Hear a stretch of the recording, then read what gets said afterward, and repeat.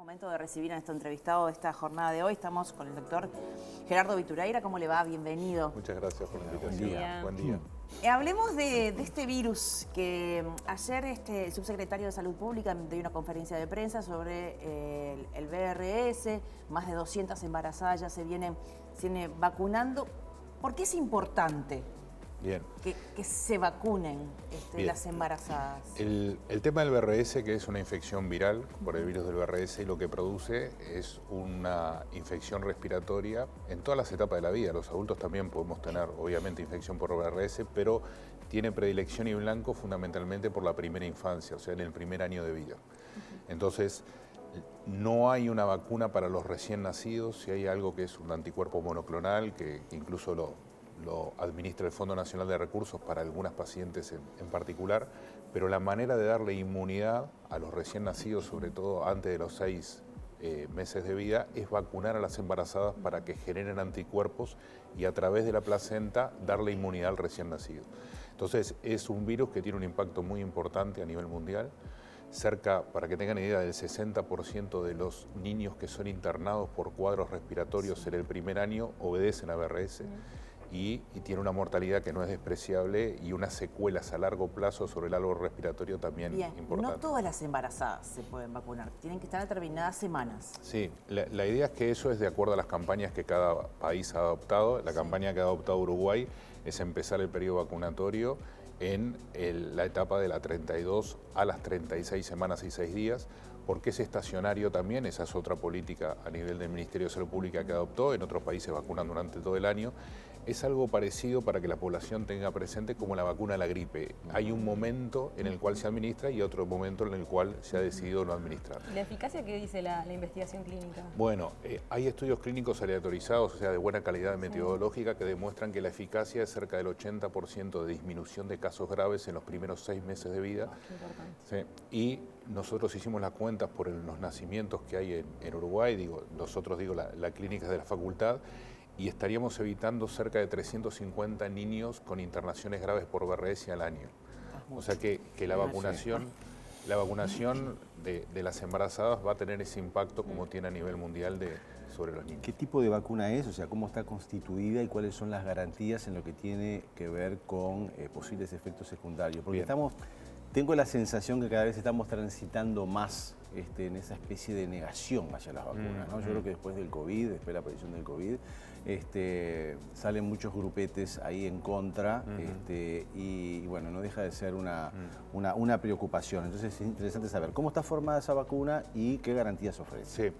Sí, lo que tú decís es muy importante porque hubo un cambio de paradigma, sobre todo en la embarazada, ¿no? En la embarazada prácticamente el concepto de que no se puede medicar frente a nada, pasar de una vacuna, que es la vacuna de la tos convulsa, después agregarle la de la gripe, después la del COVID y ahora VRS, como que parece mucho cambio en poco tiempo. No es a virus vivos, obviamente las embarazadas no pueden recibir ninguna vacuna a virus vivos, por ejemplo el sarampión. Más que interesante. Ahí va, es una partícula atenuada, actúa sobre un receptor previo a la unión del virus de VRS con el tracto respiratorio, por ende no produce la enfermedad. El vacunarse no genera la enfermedad, sino genera anticuerpos.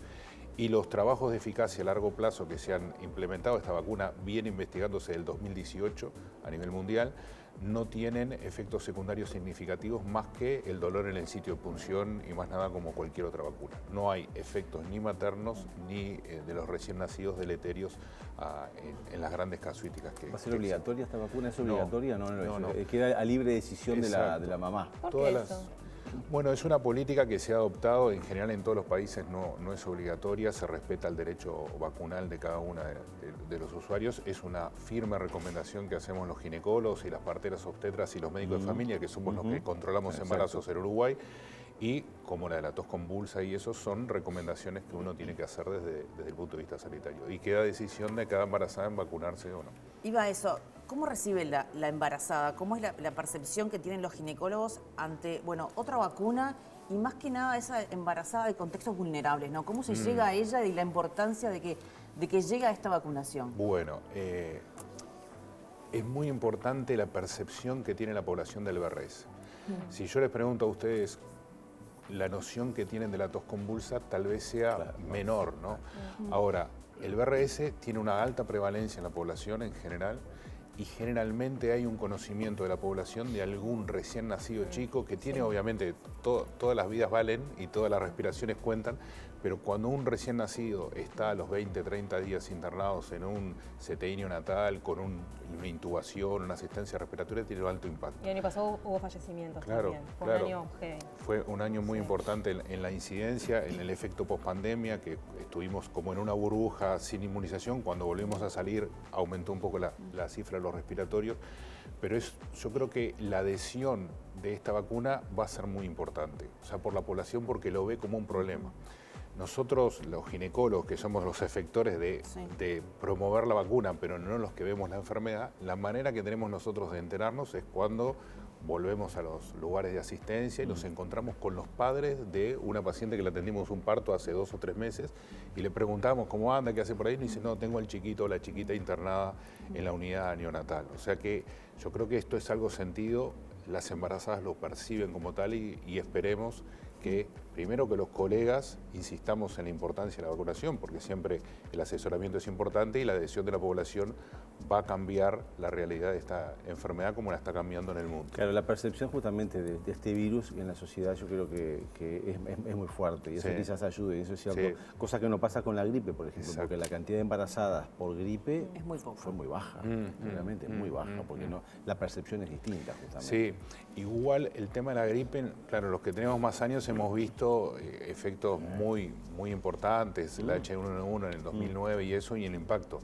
El estatus vacunatorio en la embarazada, y a veces se explica como, o se trata de explicar como que hay un sistema de inmunidad disminuida en la embarazada, no es tan así, hay un estado de inmunidad privilegiada para llevar adelante el embarazo, pero eso la hace susceptible a infecciones respiratorias fundamentalmente. ¿Por qué es tan bajo la vacunación de la embarazada contra la gripe? ¿Por qué se da?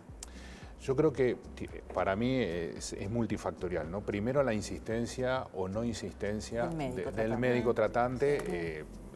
No quiero pasar a temas asistenciales. A mí, perdón, yo el año pasado estuve embarazada y me insistió. Mi ginecólogo me insistió bastante que me vacunara. Tenés buen ginecólogo, no sé quién es, pero tenés buen ginecólogo. Sí. Pero el hecho del tiempo de la consulta también te lleva a que hay mucha información para dar, la embarazada, llenar el carnet, todas esas cosas, y tal vez no haya una insistencia. Eso por un lado. Y segundo, que todas las medicaciones en la embarazada siempre tiene reticencia por el miedo a que le produzca algo. Entonces, sumado a lo que tú decías también, el uso de las redes sociales. Está bien, pero la vacuna de la gripe no es nueva para nadie. O sea, y como es parte de ella todos los años. Pero hay mucho sector de la población joven que no se la da, porque se hace mucho énfasis, ¿no? A las personas que o la creencia arraigada también, muy anclada de que te vacunas y te agarras la gripe, o te agarras la gripe, cosa que no es cierta, que no es real, pero hay gente que todavía sigue pensando en eso. Entonces eso también potencia. Más en una condición de embarazada, decir, no, si me vacuno y me agarro la gripe, estoy embarazada, no quiero complicaciones. ¿Y la vacuna del HPV qué incidencia tiene también? ¿Del VRS o del HPV? Del HPV. Sí. En el embarazo no. No, en el embarazo no, está claro. Después. Sí, es una vacuna en la cual previene lo que es las lesiones premalignas y malignas del cuello de útero. Exacto. Y no, yo creo que ahí hay una concientización mucho más grande, hay mucha campaña, la participación de ustedes es muy importante para nosotros, no solamente en esta vacuna, sino en lo que hacen es distribuir la información a la población. Y sí, ha cambiado un poco la realidad de la progresión del virus a nivel mundial, ¿no? O sea, es otra cosa, pero volvemos a la mujer, ¿no? Claro. Le estamos insistiendo sobre temas de vacunaciones porque la medicina preventiva tiene otro enfoque que es un poco antagónico con lo que clásicamente veníamos de si tenés gripe te doy alguna medicación para que pase mejor la gripe. Ahora estamos en un paso antes. Pasa por el test del HPV. Claro. Cuando ahora nosotros hacemos el test del HPV en vez o en lugar de la colpocitología, el Papá Nicolau, da la sensación de que como que no estamos haciendo una prevención del cuello y estamos viendo antes que las lesiones un paso anterior. Entonces todo eso, que es un cambio cultural o contracultural y en algún tema o en algún momento, sobre todo la embarazada, medio paradigmático, genera o tiene dificultades para implementar el cambio. Pero insisto y comparto un poco lo que tú decís, este es un virus muy sentido para la gente y el grupo de padres en el entorno, que hay todas unas redes de comunicación, de cuando hay una embarazada en la familia está todo el mundo claro, mirando a la embarazada. Pero no es una enfermedad que el VRS que le es ajena a la población, porque lamentablemente en algún momento alguien de la familia o del grupo de amigas o de las clases de padres o de los grupos de preparación para el parto ha tenido una situación y es muy evidenciada en un momento que es muy crudo, ¿no? Ya que tenemos un ginecólogo y estamos hablando de infecciones genitales como el HPV, ¿detectan ustedes o vienen detectando un aumento de casos, por ejemplo, de BDRL positivos? De BDRL positivo, sí. Se está detectando yo me, sobre como todo que me menos dedico, protección. ¿Qué es BDRL? Para es la sífilis. Ah.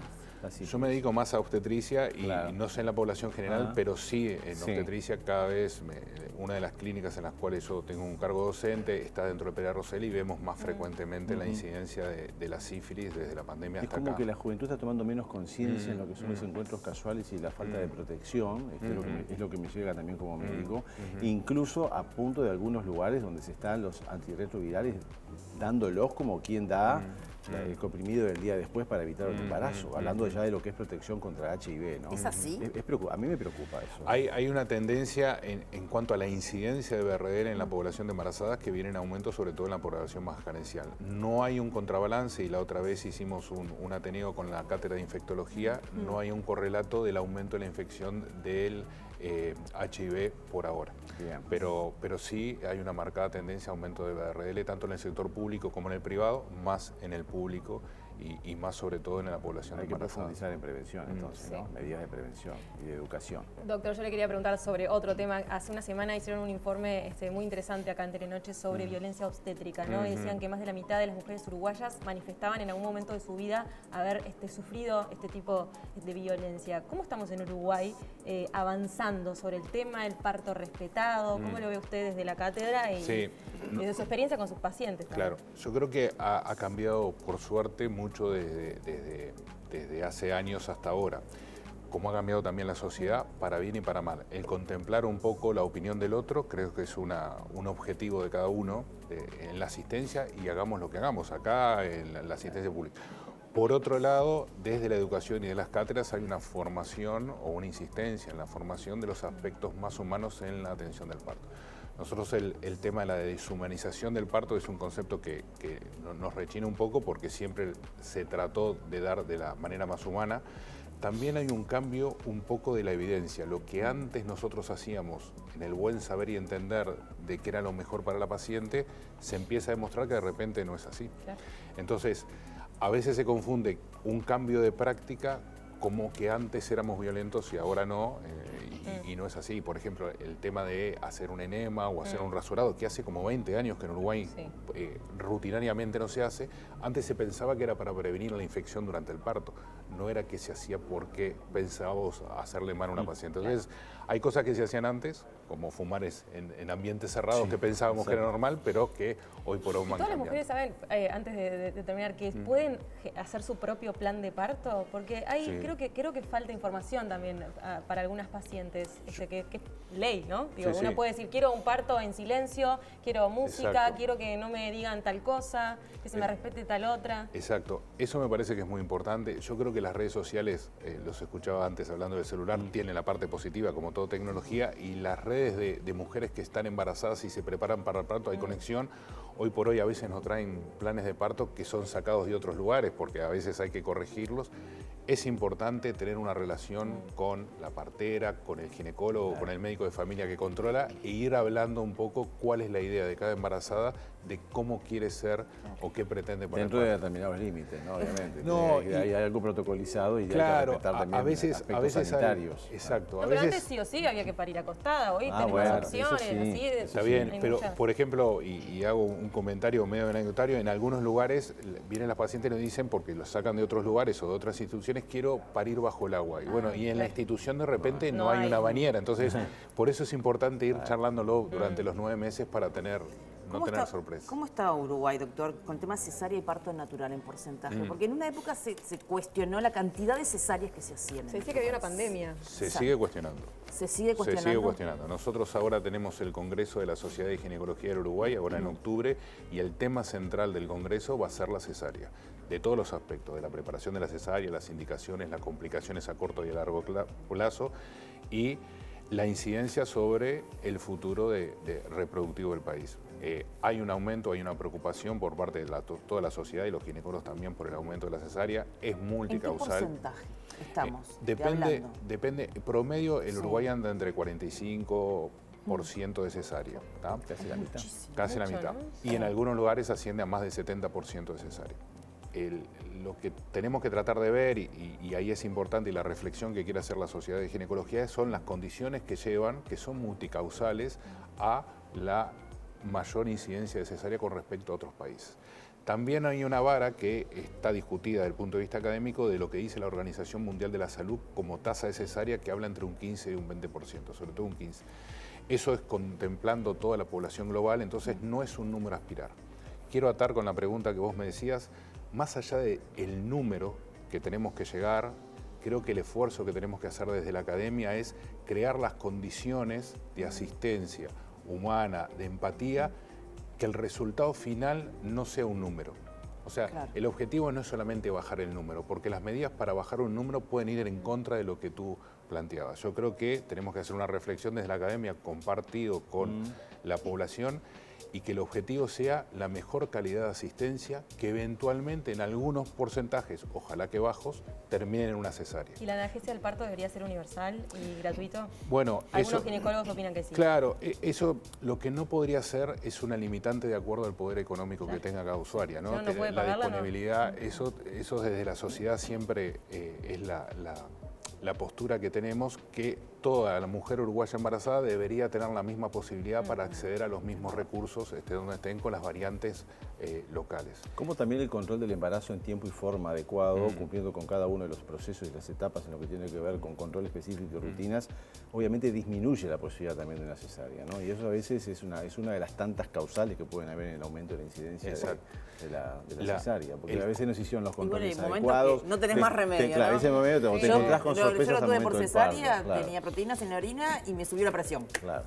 A ver, claro, mi condición... Hay un número, o sea, cesárea es una forma de nacer, no es una mala palabra, ni el tema es tratar de disminuir las cesáreas, como decimos nosotros, innecesarias. Totalmente. Y hay algunos aspectos que han aumentado. Uno, el aumento de los embarazos en situaciones que las exponen a más riesgo, mujeres mayores de 35 años, cada vez los tratamientos de reproducción asistida también se asocian por determinadas variantes a un aumento del índice de cesárea. Son todos esos componentes que ayudan. Y otro tema que estamos preocupados y en el cual estamos trabajando es la cesárea a solicitud de la embarazada. Hay mujeres que vienen y solicitan una cesárea por múltiples causas y eso está aumentando a nivel mundial. ¿No quieren pasar un trabajo de parto? ¿No quieren tener dolor? Ay, pero el post te lo regalo. Ah, bueno. El post te lo regalo. Sí, un mes para recuperar, para caminar derecha. Igual, y vuelvo a atar en primera instancia con lo que hablaban ustedes del celular, y esto es una opinión muy personal, yo creo que el parto y el trabajo de parto es medio contracultural hoy por los tiempos. Los tiempos biológicos no son los tiempos que todos nosotros tenemos. Nosotros queremos hoy todo ya, entonces si una paciente entra en trabajo de parto y tiene que esperar 8 o 12 horas o hasta mañana para tener un parto... Hágame una cesárea. Y el médico también está en la misma. Yo a veces quiere hacerla más rápido el médico. Claro, no, en general lo que buscamos es tratar de darle contención a la paciente, acompañarla en el proceso, pero el tema, me parece que una de las dificultades que tenemos, que nos cuesta como sociedad, es que en los tiempos biológicos... y ver el tema también del pago como acto médico, ¿no? Que eso a veces en algunas situaciones puede ser distinto. Porque aparte, bueno, yo quiero que me la haga fulano, pero fulano, bueno, me va a cobrar tanto. O sea, eso también es otro tema preocupante, ¿no? Claro, igual el tema de la remuneración económica en estudios que se hicieron acá en Uruguay no tiene la incidencia. Incluso algunos comentarios que de repente se hacen, incluso por colegas nuestros, que el multiempleo te lleva de que vos le hagas rápido una cesárea porque te tenés que ir a trabajar a otro lado. Eso podría pasar de los partos a elección, pero la gran mayoría de los nacimientos en Uruguay, pero hablo más del 90%, son colegas o parteras que están 24 horas de guardia. O sea, no se pueden ir a ningún lado. Claro. O sea que esa celeridad por ir a otro lado como que no aplicaría como causa. Causal. Y en algunos lugares, en lo económico, donde se paga más el parto que la cesárea, también tiene un nivel alto y muy alto de cesáreas. O sea que creo que es multifactorial y bueno, en el Congreso vamos a hablar de esos temas que nos preocupan. ¿Cuándo es? Es en octubre, 17, 18 y 19 de octubre, va a ser en el Enjoy en Punta del Este. Le agradecemos la visita. Muchas gracias. Un placer a ustedes. Hablamos de todo. Muy claro. Vino por un tema. Lo traemos de vuelta en octubre. Ahí va. Cuando termine el Ahí está, gracias, Estamos a las doctor. órdenes. Un Hasta placer luego. Chao, chao. recibirlo.